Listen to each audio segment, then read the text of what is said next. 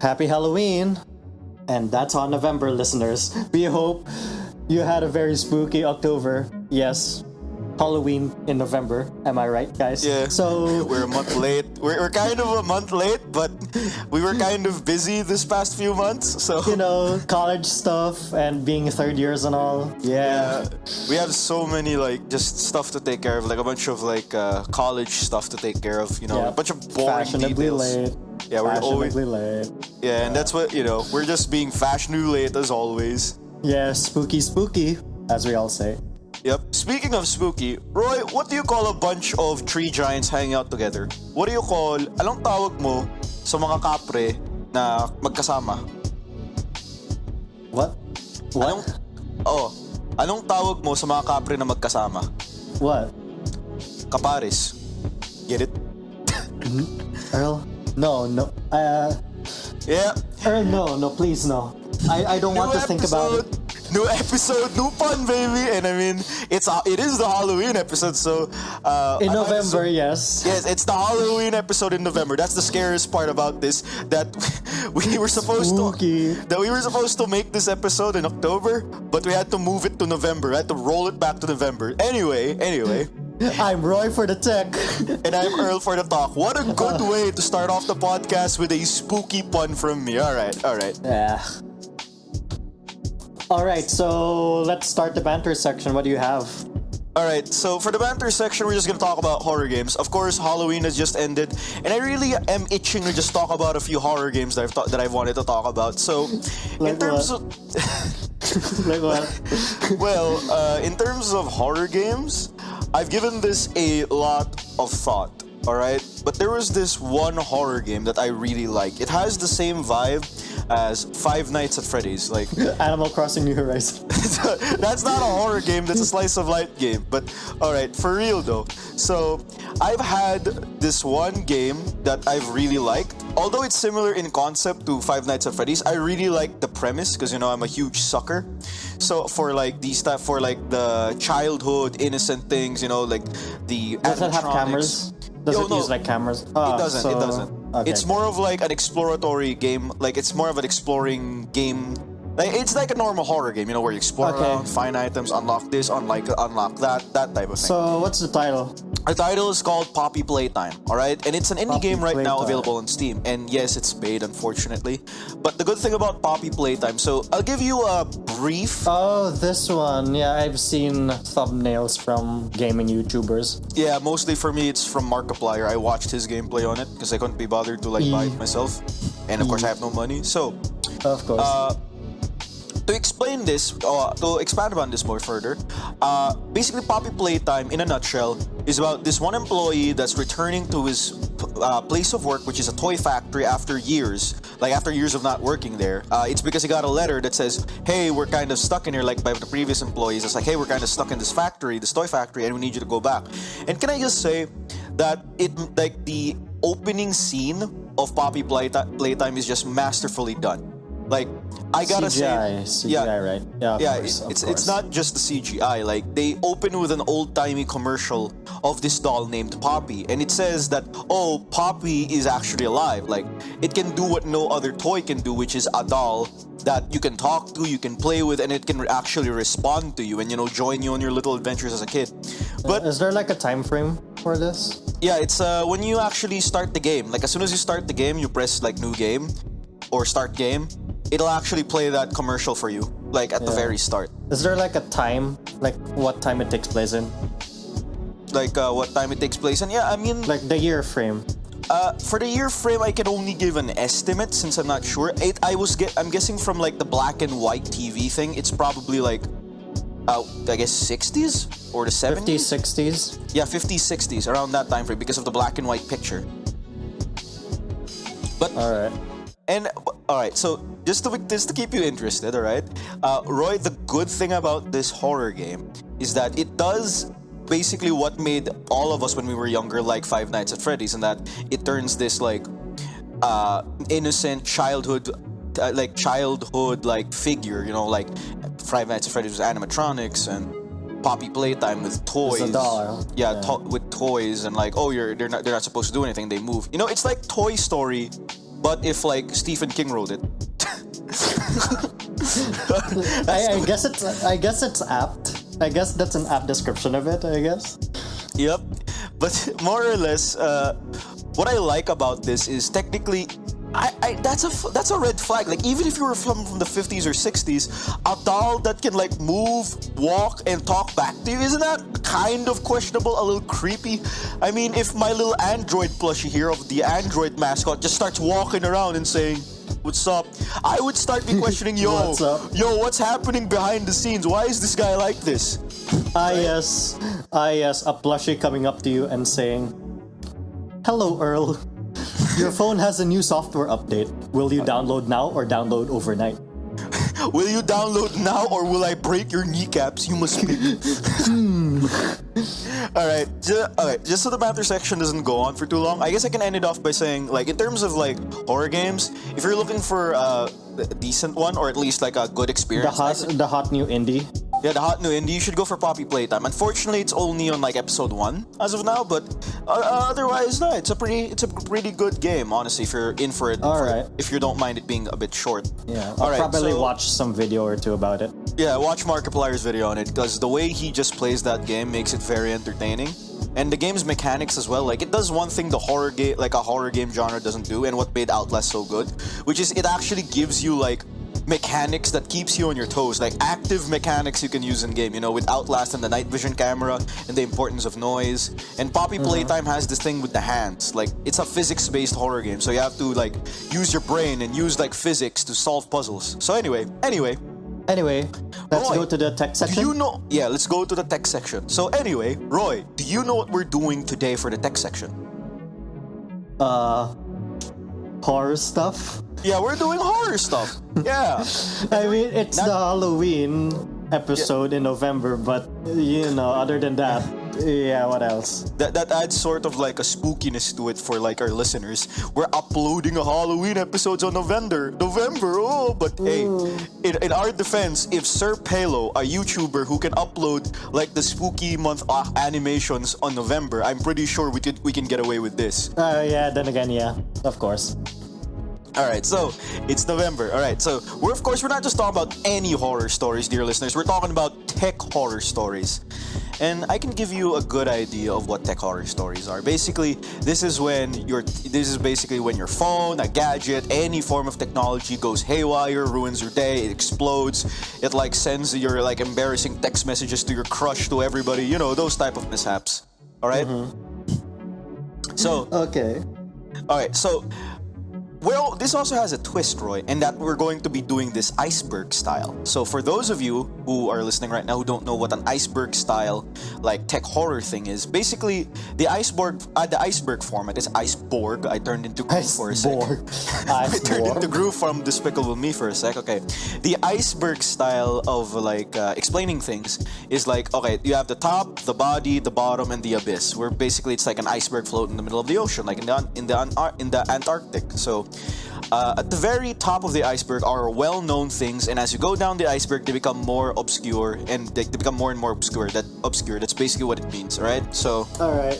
So who'll start it? All right, I'll start it off by going at the top of the iceberg. This is the tippy top of the iceberg. That means that you've heard of this. This is well known. It happened fairly recently, or an event that will never be forgotten ever. Like, it's just that memorable, all right? Okay. And of course, I'm going to bring back an old bastion from the previous episodes. Like I'm talking, Which is? of course, Roy. We can't forget about the 5G tower burnings. I mean, who can forget about that? All right. Yeah. Just so that it doesn't feel like we're reusing the same story again, I'm going to give you a few like testimonies from the people who are actually there. I got this from a bunch of news articles because, you know, some people were like actually detained, right? Like, you can't just like burn a tower and expect not to be caught, especially since a lot of them were caught in CCTV. And basically, okay, to give you an idea, in London, it was London, right? Yeah, I mean, some parts in Europe, some parts in the US. But, Some parts other than Europe. that, I'm not sure anymore. Yeah, basically, to give you an idea, the 5G tower burning is exactly what it sounds like. A bunch of people who thought that the 5G towers were doing some kooky stuff to them just decided, hey, I don't like these towers anymore. Let's take a torch and burn them. Let's just destroy them. Let's just destroy this infrastructure. And like the previous episode, I'm going to ask the question, Roy, how can you tell 5Gs from all the other Gs? You can't. You can't. Exactly. So these people. I mean, in terms of speed, you can, but in terms of the physical infrastructure, no, you can't. Because, like, all right, if you were an expert in the field, you'd probably be able to tell the difference because of slight details, right? But if you're just like you or me, like we don't know that, like how the intricacies of these towers work or how they're supposed to look like, you'll just think, haha, big tower, I burned that. You know what I mean? Like big tower, burn that, all right? Big tower, ooh, big flame. Let's go. All right. So, basically, to explain more on it, because of to explain more about it for the people who are just hearing it now, the 5G tower burning in Europe and in America, were a group of 2020. in 2020, were a group of people who just thought 5G towers were doing weird stuff to them and thought, okay, I'm just going to burn these towers, destroy these towers because I don't like 5G. 5G is like, oh, maybe like they're doing some weird stuff. You know, maybe they're like maybe this government, like this, like the Chinese government or like our local government, are like break into our houses. Not controversy, but what's the other term? Conspiracy. A bunch of conspiracy theories. All right, but here's the problem: how can they tell the difference between a 5G tower from a regular just 4G or regular G tower? So they ended up destroying a bunch of critical infrastructure, like public infrastructure. It's not just 5G. Remember, 5G is coupled to 4G. It's just like an upgraded version of 4G. So when the 5G towers goes down, the 4G goes down as well. So what do you get? Basically, the entire calling infrastructure just goes down. Like what you need to text, to call, all of it just goes down. All right, down the drain. Yeah. All right. Okay, so here are a few testimonies. So, all right, just for the sake of privacy, I won't be naming these individuals since like even the news articles do that, but you know there's a few news articles that name them because you know they're culprits. All right. So I'm just going to give them aliases that are pretty close to their real name. All right. So this one is by a anonymous 5G tower burning enthusiast. His name is John. Let's call him John Lewis. All right. So when John Lewis was asked, why did you think it was a good? What motivated you to go out here in the middle of California and decide that burning this tower was a good idea? And he goes on to say that 5G is entering our homes through our phones and collecting our data. But how can I be so sure that I am not freaking, all right? Because it's an explicitive term, that I'm not freaking getting those. I'm not getting the Rona, and I repeat the Rona, R-O-N-A, from those waves. And you can kind of tell from like the way he spoke that he's he's the certain type of person that lives somewhat in the south. A little out there. Yeah, let's just say he's a little out there. He's a little out there. This person is a little out there. But he makes a good point. Like, yes, it's in your homes, but 5G doesn't actively collect your data. It's unfortunately the apps that you use that do. So it's not like.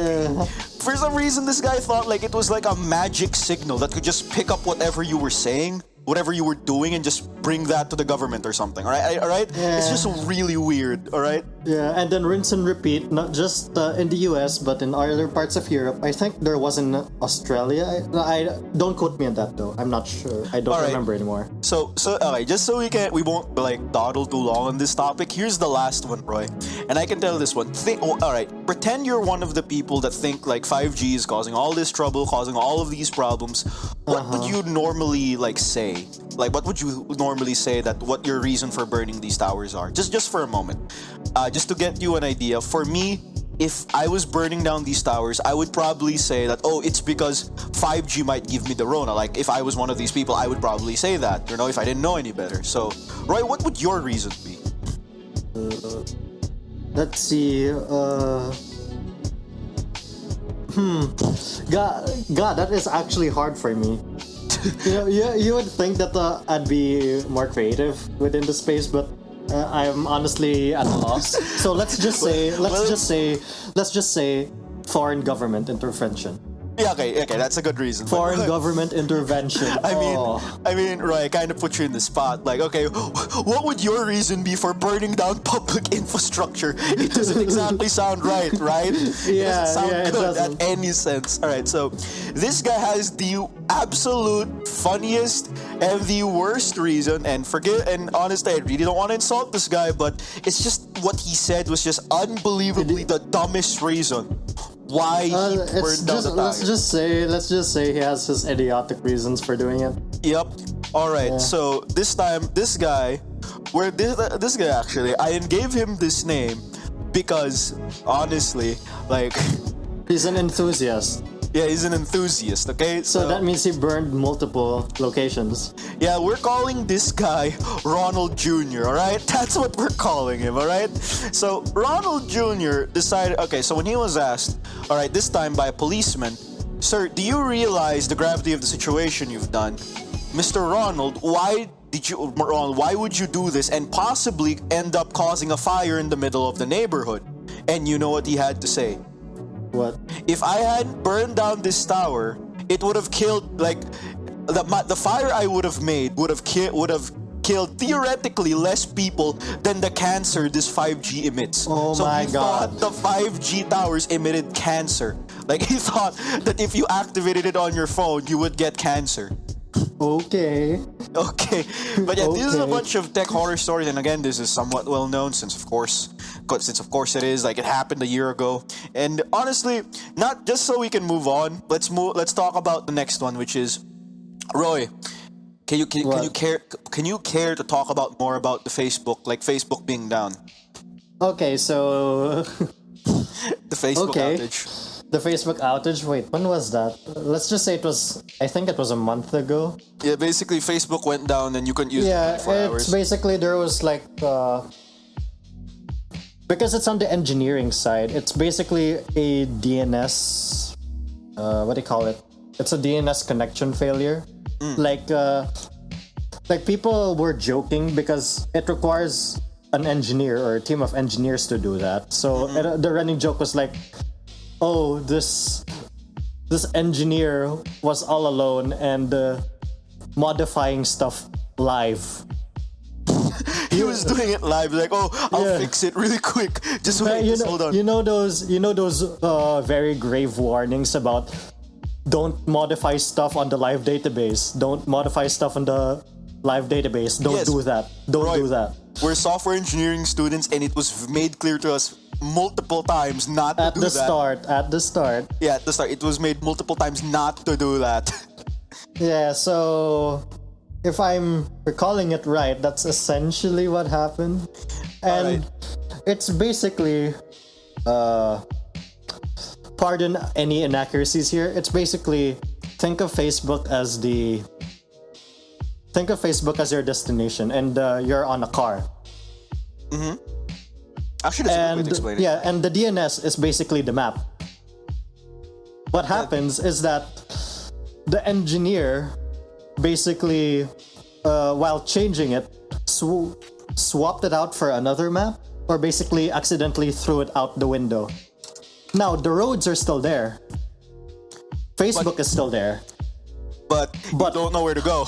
Yeah, you don't know where to go. So basically, that's what happened for like 5 to 6 hours. So basically, it's basically like, let's say that the MOA globe is the DNS. The MOA globe is your DNS, all right? One way to know that you're in MOA is through the globe. Now let's say the engineer is the guy in the helicopter. He takes that away, alright? You're still in MOA, but you have no idea that you're in MOA because the globe's not there. Because that's a very, very... just out of topic, Earl, I just want to say that was such a weird marketing stunt by Netflix, because you know how, like, just a few days ago, IKEA was about to do their grand opening dance in like a few weeks' time. Yeah. So basically, you know the IKEA meatball, the famous IKEA meatball. Of course. It's basically standing next to the MOA globe. So like, I was like, when I first saw it, I was like, is this like a IKEA marketing thing?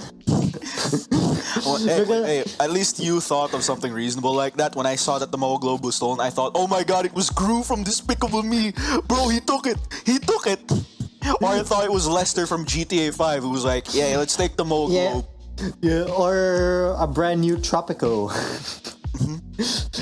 Yeah, so that's essentially it.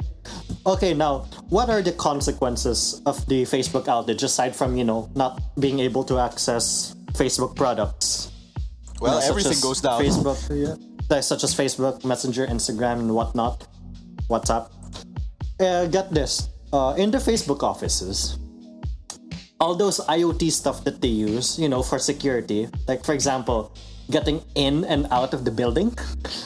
Oh no. Yeah, that also goes through that road. Yeah, let's just say that. Yeah. So basically, people trying to fix the problem can't get in. Yeah, they were essentially locked out. You see, Roy, like all of these automatic locks and innovations are good, but when you don't have internet and you have to unlock a doorknob, I'm pretty sure a key would work just fine than having to connect to the internet, right? Yeah, yes. This reminds me of a post that I saw, like, I think, last year. It was basically, there was a Google outage, and there's this person, because this person had, like, a smart air conditioner. Oh, yeah. And a smart heater.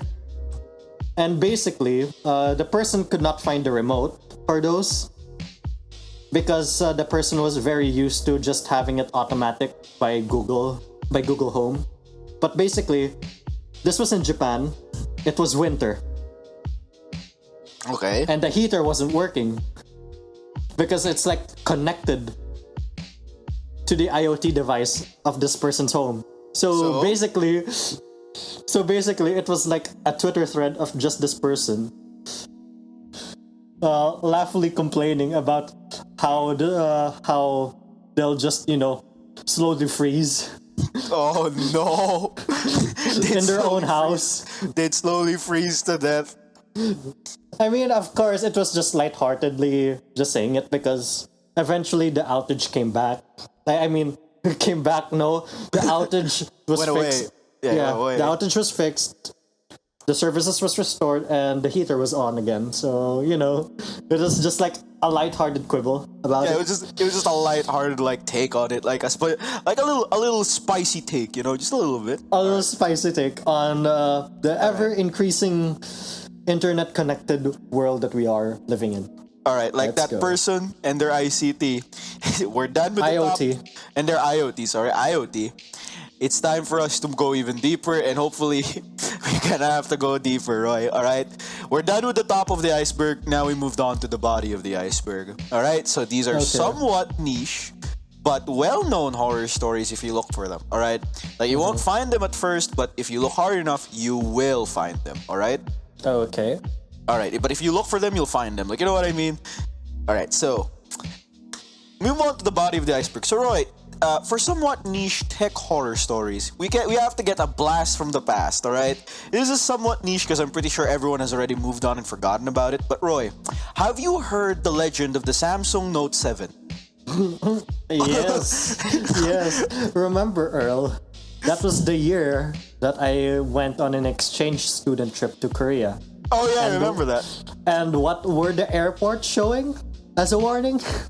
No Note 7s. Do not bring the Samsung Galaxy Note 7, any models of it, on the plane.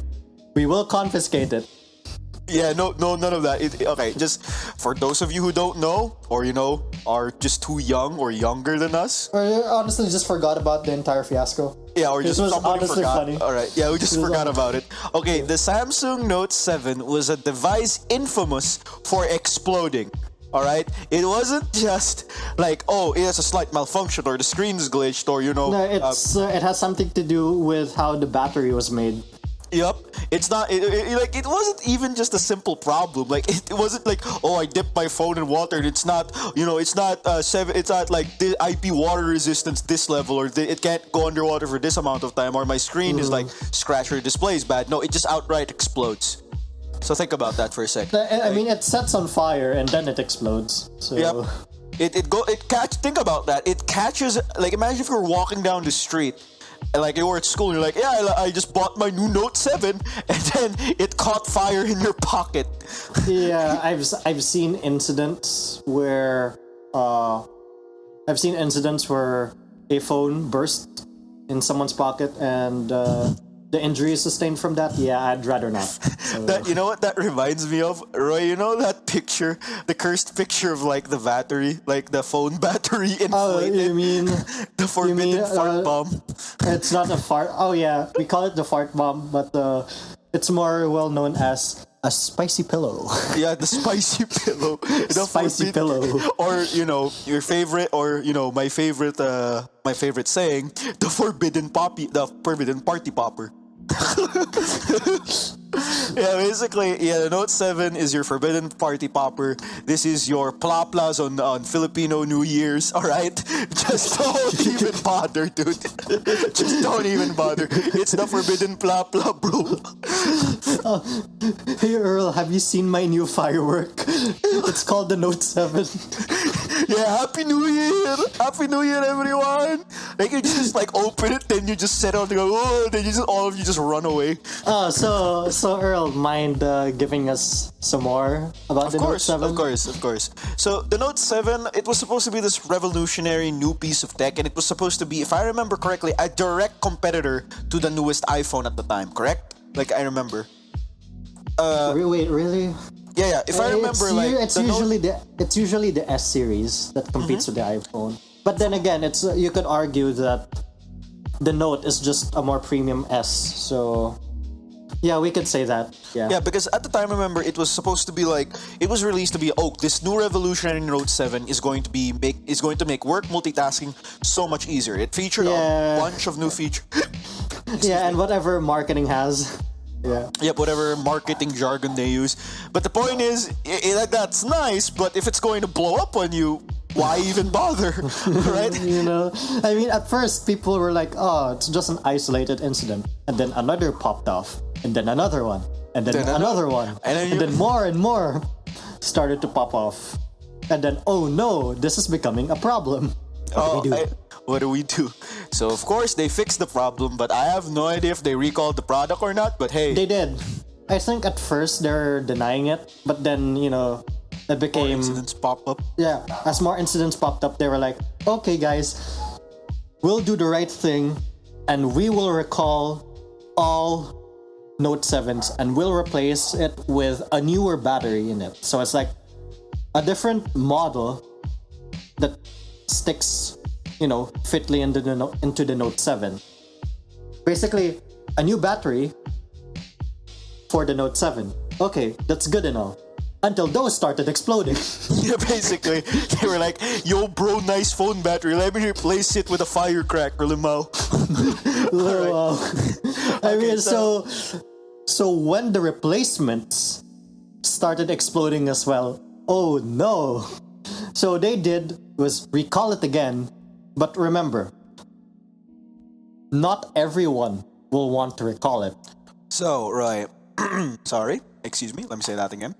So, Roy, now we talked about Samsung. It's only fair that we talk about its competitor, Apple. So, this is, of course, in the body of the iceberg, since not a lot of people know about it or have forgotten about it, as with the case. It's been years. Is this Bendgate?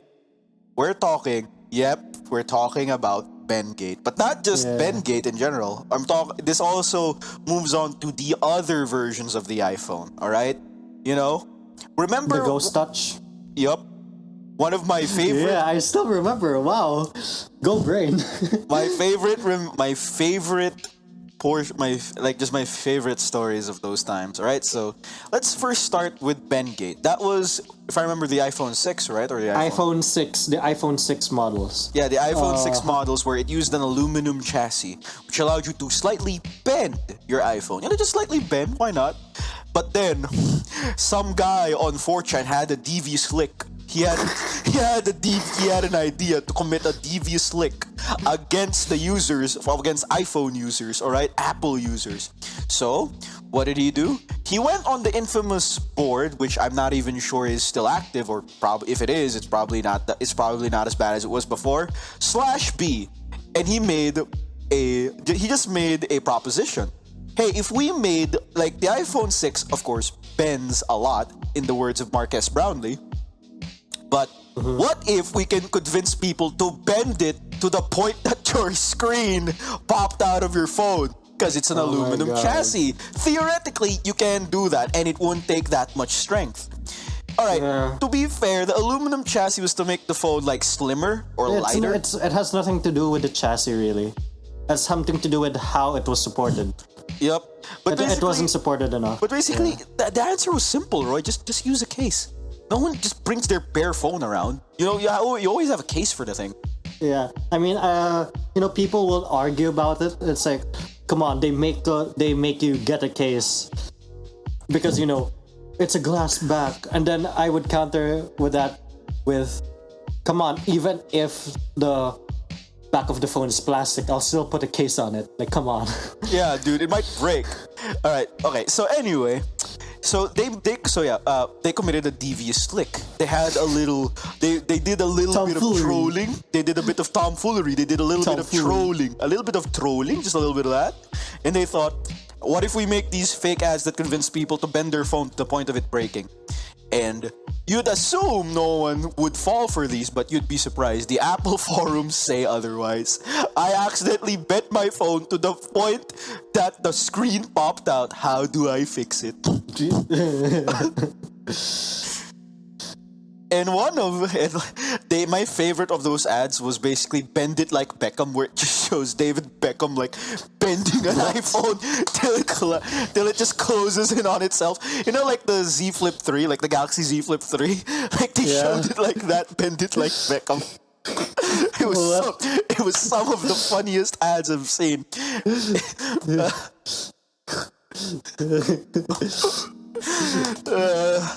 All right. So, believe me, that would have been like, that's the mildest one. The other story I have was the time 4chan convinced people to microwave their phones, like their iPhones, and basically they convinced people, I'm going to take your phone, shove it in the microwave for 2 minutes on high, and the phone will magically be fully charged. But if you have any reasonability, there's a reason you keep metal things out of the microwave. Because, Roy, what happens when you put a metal spoon or a tinfoil ball into a microwave? What rhymes with sparksant? Yep, sparks. Basically, you create Thor's forbidden power box, alright? Alright? It's what we call Mjolnir in a box. Yeah, you basically create a mini Tesseract, except it doesn't contain an Infinity Stone, it'll burn your house down. Alright? Okay, so to give you an idea, basically, and a lot of our listeners are probably asking, how the heck did these group of people convince people to microwave their iPhones? Simple. It's simple. It's simple, really, because people would think that it can't do that, can it? I'd want to go a little bit out of topic and bring you this. There was a rumor. I think it was like 5 years ago by this point, where people from before, remember Blackberries? Remember when they were a thing? Remember when Blackberries were a thing? Yeah. Yeah. Basically, good ones. Good times. People thought, at least in Britain, because I'm not sure in other countries, people thought that if you contact emergency services 999 for them, it will charge your phone. So basically, they flooded the hotline was flooded with people calling to see if they could charge your phone. Kinda. So if that rumor can persist up to like 5 years ago, when Blackberries were like no longer a thing, then I would think that people will believe those as well. Those fake ads. Yep, and that, Roy, and of course, 4chan made some ads to go with it. They stated that using the antenna on your phone, like I don't remember like what was that thing that part on like smartphones that connects to like the internet and Wi-Fi and stuff and Bluetooth. The antenna band. Yeah, the antenna band. They convince people, the antenna band picks up the microwaves and delivers it directly into the battery. And you gotta ask yourself, like, as good as technology is, isn't that a bit too good to be true? I mean, then again, maybe people could misconstrue it as wireless charging, because if I remember correctly, it's kind of like it. It's kind of like that, but what does wireless chargers not have in common with microwaves? They don't blow your phone up. Yeah. All right. So, the final one for this one before we move on to the bottom of the iceberg is, of course, what people thought that the iPhone. This was the earliest version of the iPhone, where you couldn't get your phone wet because IP water protection wasn't a thing, right? Like water protection wasn't like a thing, or if it wasn't as good as the stuff we had today. So we should be thankful that phones nowadays, like, you could dip it in water and it'll be fine. Like, it'll just be completely fine. Like I've seen a lot of videos on the Z Flip 3 being used while it's submerged in water. Yeah, we should be thankful that we're at that point now that smartphones can survive basically all of the stuff we throw at it, all right? So, the iPhone was notorious that if you got it wet, it wouldn't work anymore. And that's basically where people figured out. And then again, that's basically any phone from that era. Yeah, any phone, dude. But that's basically. And here's a fun fact. You know the little like life hack of putting your phone in rice if it's wet? Yeah, don't do that. It was actually an Asian Apple user that figured that out. Well, yes, it did work. It kind of got rice lodged into the other parts of your phone, so Yeah, that's why a lot of people say don't do that anymore. Don't do that. Yep. So now, Roy. So basically, 4chan committed yet another devious slick. Yet another bit of tomfoolery, and they convinced people that this newest iPhone, the iPhone 2, all right, that the iPhone 2 had this feature that, now if you dip your phone in water, if it detects water, it'll automatically sense that that the system is being flooded and automatically disconnect the battery. But wow, now that's technology. But think about it practically. How can a phone detect if it's being flooded without the technology we have today and automatically disconnect itself to the battery? It just doesn't make any sense. But that didn't stop people from doing it anyway. They dipped their second iPhone from that mommy and daddy bought them probably for their birthday or as a gift, and they just dipped it in water and surprise, surprise, the phone didn't turn back on.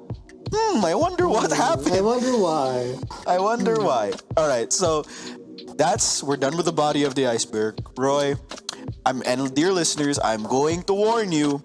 Now that we move on to the bottom, we are getting into semi-cursed territory, and these things are somewhat niche, and you gotta look for them to actually find it. All right, hit it. So let's move on to the very bottom of the iceberg, which is this time. Actually, this is considered like the reason I added it on this list is because, oh my God, why? And it revolves around one game that I've been addicted to for years. Can you try and guess what it is, Roy? Team Fortress? Yes, Team TF2. Fortress 2.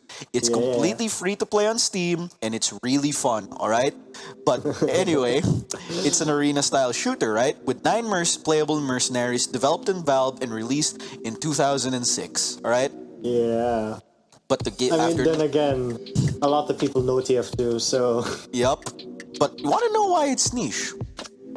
Why? Because from this infamous group of people, all right, there's a mode in Team Fortress 2 added in the summer of 2012 called It was called Man vs. Machine, alright? And it was a PvE game mode where you play as any of the 9 mercenaries and fight a bunch of robots, right? Pretty simple. Now, why is this kind of niche? Well, because, alright, as you know, it's a Valve game, so they gotta find a way to monetize it. So, you have, every time you wanted to play this mode, you had to pay money to buy a virtual ticket. And this ticket would allow you to basically play this mode, and if you completed all of the levels, you would have a chance at getting a golden gun. Alright, it's called an Australian weapon being a golden gun. And to give you an idea how expensive these things are, the cheapest one goes for around $30 to $40. Alright?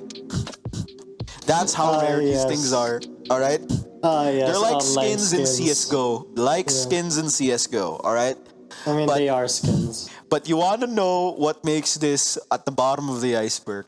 Because of one infamous group in this game mode, Man vs. Machine, which I will be calling MVM in Team Fortress 2, called TacoBot.tf. In other words, TacoBot.Team Fortress, alright, the IP. And you want to know why they're at the bottom of the icebergs, alright? It has something to do with what? Roy, think of it this way. You know the saying that if you enjoy something, enjoy it in moderation, otherwise you'll form an addiction? Yeah. These people are what happens when a group of people with absolutely nothing better to do with their time and who somehow have the money and just the privilege to be able to play this game so many times for so long with this much money poured into the game and have just have this power to just complain about it, all right? But this is why it's cursed, all right? TacoBot.tf, this is the irony. They claim to fight toxicity and save NBM, like the game mode MVM. But they're the most toxic group of players, like in Team Fortress 2. And to give you an idea, if you don't believe me, Roy, type in your browser, any browser right now, search TacoBot.tf and read some of the reports for why they kicked people from the game mode. And look at the tags. The tags are my favorite part. One of the tags, like, when you give a reason for kicking somebody, like, it should be reasonable. Like, oh, this person's griefing. This person's not starting the game. He's ruining it, right?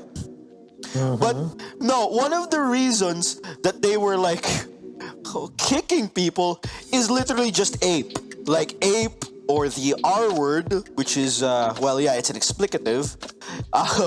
We also get arguing, because apparently these people think that, oh, if you argue with me over something or disagree with me, you have no right to do that because, I know MVM, I am the god of MVM. I know this mode inside and out. And I want my virtual NFT guns, alright? I want my tokens, bro. I want my golden gun, bro. I kind of have a new nickname now. All right, just think of that. Like, I kind of have a new nickname to use for NFTs. I mean, but legit. Like, one of the tags here is ape, annoying, the R word, which means like a person with a who's mentally challenged. I'm sure you can fill out the lines. All right. We also have someone that's just called idiot. Like, come on, how is that a reason?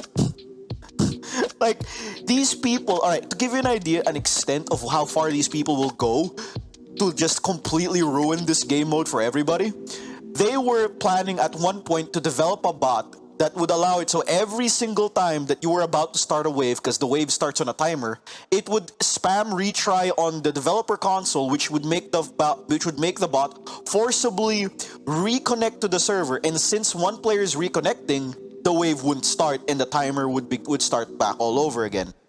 So that is really they plan to develop heaps and masses of these bots on every single one of these servers, so that if you disagreed with them, they could just bring in a bot there and make sure that the game's unplayable. And the irony is they're claiming to fight toxicity, but they're doing this. But here's the thing: people can do their own thing, right? But the way I'm thinking about this is, if you have this much free time, why are you spending it trying to ruin a game mode in a 11-year-old game? That, like, an 11-year-old game, why? Just Why? And here's the funny thing, Roy, to add more to the pettiness of these people and to just pour a little bit more tea in the cups of our listeners so that they can just sip it a bit more. All right? Think of it this way.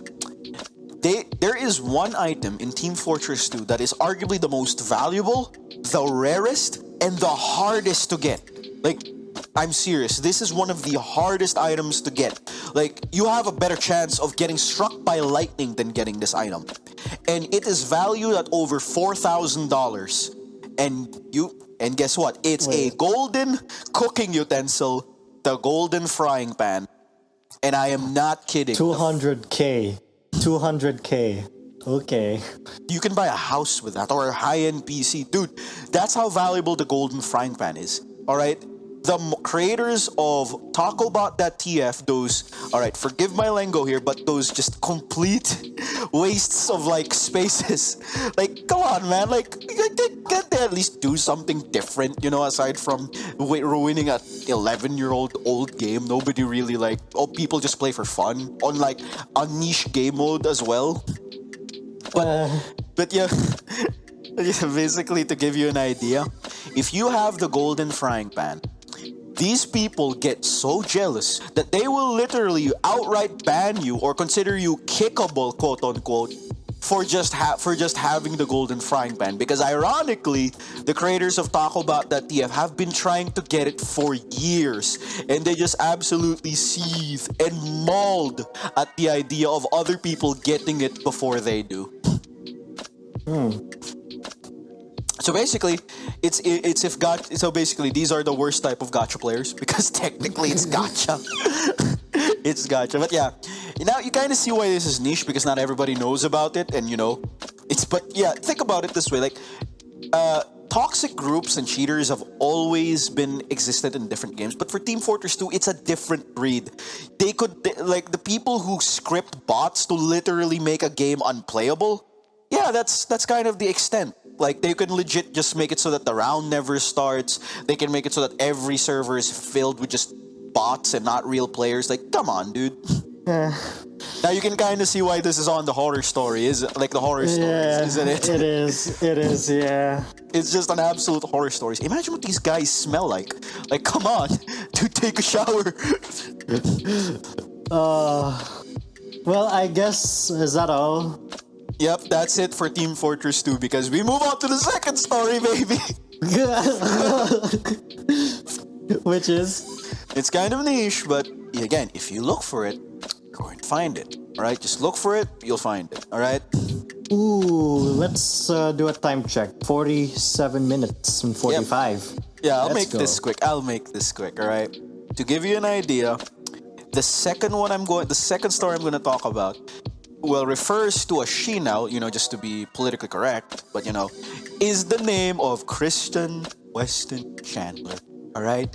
The man, the myth, the legend. Now, why would I mention that name here on Tech Talk? What does he have to do with tech? Well, answer is simple. It has to do with his wiki website, all right? The Quickville. Remember that, Roy? Remember the Quickville? I have no idea. But because I've overheard some stories here and there, let's just say it's his website, and let me guess, if I remember correctly, he put a lot of personal information for the world to see, didn't he? Yep, the quickie. And to give you an idea, Christian Weston Chandler is legitimately the most well-documented person in history. There is more information. In recent history, at least. Yeah, in recent history. There is more information about Christian Weston Chandler than anybody else on the planet that's alive today. Think about that.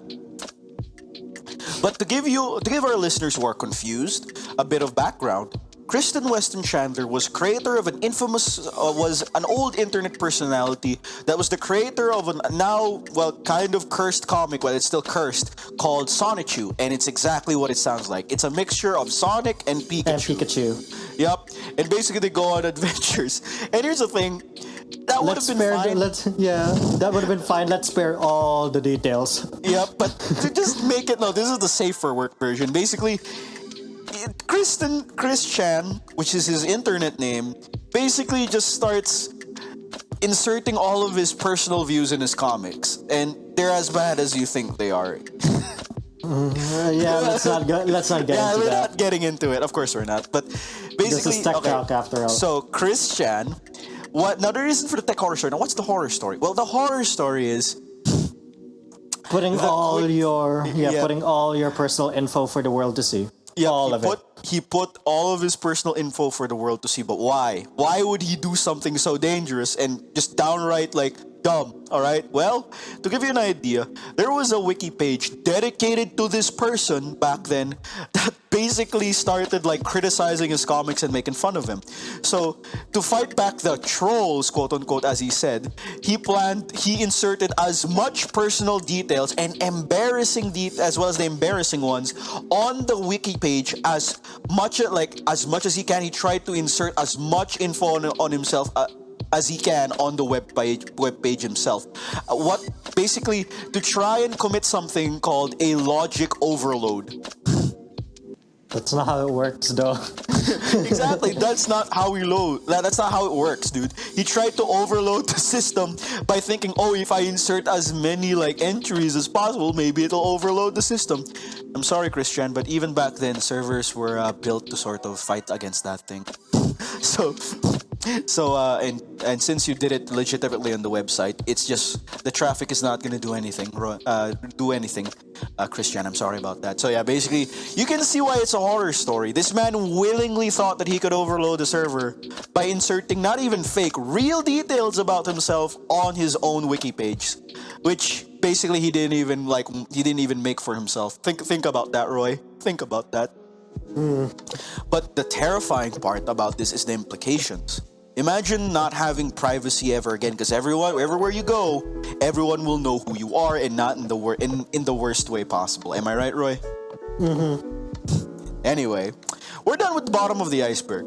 Now, Roy, you know where we're going. Where? We're going to the abyss. What's below the iceberg? Wait, do we even have time for it? It's 50 minutes, 52 minutes in. Oh, I'll make this really quick, and I'll get straight to the point. Okay, Abyss, again, speedrun, 80%, let's go. 80%, alright, so the Abyss is, I'm only going to be sharing stories since Roy doesn't really have anything for the Abyss, and honestly, okay, this is from the Reddit, this is from a bunch of Reddit forums, such as r/tech destruction or r/cursed cell phone brands or something like that, alright? It came from these cursed subreddits, alright? Okay. One of my favorite thing is from the user Marshmallow Mel, alright? Alright? User Marshmallow Mel states that, alright, so a lot of these were explicit, so I had to purge the list before I brought it here. So again, listeners, it's going to be completely safe for work, family friendly, and it'll just be cursed content if you think about it. Family friendly. Alright, it's actually about my phone, the Note 9. Alright? So, r/Marshmallow Mel writes that for my birthday, my dad gave me a Note 9 to show that that because it's the phone I've always wanted to have, and plus it would be very useful for my workplace. Okay. But here's the problem, all right? So the Note 9, as you know, is a very bulky phone. It's kind of big, it's kind of like it has a big display because it's a Note, all right? Yeah. One day, while she was making breakfast, this user popped her phone into the toaster. All right? Because she was making. This user put the phone into the toaster. Yes, by accident. Because as she was grabbing for a Pop-Tart, which was next to her, she grabbed her phone and put it into the toaster. I have no idea how she did that. Autopilot. I guess. Autopilot. So putting the phone into the toaster isn't the horror story, but what comes after. What happened was, since the toaster had a little spark, and just, started a small fire, which she was able, thankfully, to put out. Roy, think about this. Why do you think this is on the list, like on the Abyss? Let me guess. Let's see. The phone's back is glass, but then there are still metal bits, so... Oh, it's a triple whammy. She puts her finger willingly into the toaster toaster while it's unplugged, and she burns her finger, which, by the way, gave her third-degree burns. But to make it even more cursed, the smoke and just the visceral reaction of the toaster lured out just the armada. Like, if you know Vermintide, just an army of rats. Just rats came out of her wall. Like, they came from under the sink, they came from the wall, and it smoked out a bunch of cockroaches just hiding in her cabinets. So think about that. Oh my god. So now you know why it's on the list. You can find the story, by the way. Yeah, we'll leave it as an exercise to the viewer. Yep, to the viewer. The listener. Be careful. Pay attention to what you're doing. Now for the second one, which is undeniably the worst one on the list. All right. This is from... Okay. This user is from Global Ranks, all right? So this is from u/Global Ranks, all right? So user... Yeah, no, not r/Global Ranks. Like the you mean the user, Global, so yeah, you. Global Ranks. His name is GR. Yeah, Global Ranks. So it's GR. Okay? So like, I'm calling him GR because his name's a mouthful. So GR thought... Okay, so GR writes that while he was working on, like, in a business meeting, all right? Okay. He was working with his boss from overseas. His company is situated in Thailand, all right? So that means that basically, you know, he's just an office guy. His job is to, like, sort of market it. And he was talking to a bunch of Australian land developers, all right? So basically they were coordinating and stuff like that, but he makes the worst decision possible, all right? No, look. All Does of us that have to do something with the phone? No. Like, this is why it's a horror story. It's a webcam, right? All connected to his laptop. So he had the bright idea that, hey, I'm going to take this business meeting since, you know, I don't have to be in full formal. I'm going to just wear a shirt and a tie, like a fancy shirt and a tie, but he's going to be in his underwear while in the video meeting, right? It went well at first. I mean, that's like a running gag, right? Yep. Like, it's like a common joke. Yep. But yeah, basically, this is why it was cursed, alright? This is why it's on this list on the very bottom. It's the worst one possible. My man... Which is... He basically ate some really bad... Like, he ate some food that made him gassy. So, basically, alam mo yung utot na may laman? Oh, no! He basically, alright? So, he basically... he let out an old sloppy Joe in, like, his underpants. And like, you know, at this point, I'm more concerned about the chair. Yep. And aside from it marking on his chair, he was in a business meeting, mind you. So he had to just sit there waiting for the thing to dry up in his underpants. Oh my god! On the chair, and he was like, yes, this will do well for this quarter. Like, he was being very professional, and funnily enough, nobody noticed. It went off with a hitch. Without a hitch. Yeah, without a hitch. Like, without a hitch. But he made the grave mistake of forgetting to turn off his webcam. Because oh my god. They were like, okay, let's go on break, alright? So, my man said, now's my chance to clean up. He stood up, turned around, and showed everybody in the call his little sloppy Joe on his underpants. And then everyone was like... And everyone was trying to stop themselves from laughing. And the lead, like, okay, from this Australian-based company, the lead manager, or whatever they were called, like, legit opens his mics and tell him, and says, hey, GR, your webcam is open, and just make sure to turn it off carefully. And legit, he just muted himself. Like, the guy muted himself, and he just froze there, and he was like, oh no. Oh no. To make matters worse, the chair, he had to replace it. Of course. Just out of principle. But yeah, he was forever known as the poopy pants guy. I mean, that would make for a good icebreaker, I guess. Just think about that. You're not known for your... Hello, sir. Hello, Sir GR. Remember the time? Remember the time that you pooped yourself and showed everyone on cam? Yeah, good one. Good one. You can kind of see why it's on the bottom of the list. Like, you're never going to live this down. No one's ever going. No one's gonna let you live that down.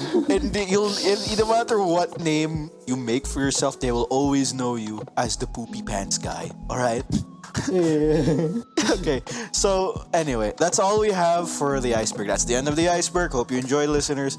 But that's all we have with all the games you could play on, and that's, not just from a phone and headphones, and that's it for the tech horror stories for now. And we're once again at the end of the episode. As always, we'd like to thank Jared Hortalesa for giving the background music.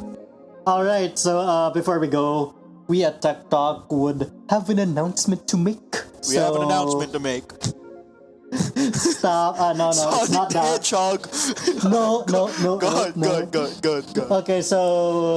Okay, listeners, so this may be the last or two episodes under the Tech Talk name. Because we'll be rebranding under a new name, new color, new brands and stuff. But don't worry though, because we're not going away. Yeah, we're not going to fully leave, alright? It's literally just, we're still here, except it's not Tech Talk, it's some other name now. Yeah, we're rebranding it to another name, just a nice quality of life change. Yeah, it's still a tech and games podcast, so you don't need to worry about it. So, yeah. Okay. So possibly for the 1 or 2 episodes left, this has been Tech Talk, and that's all we wrote. We'll see you soon.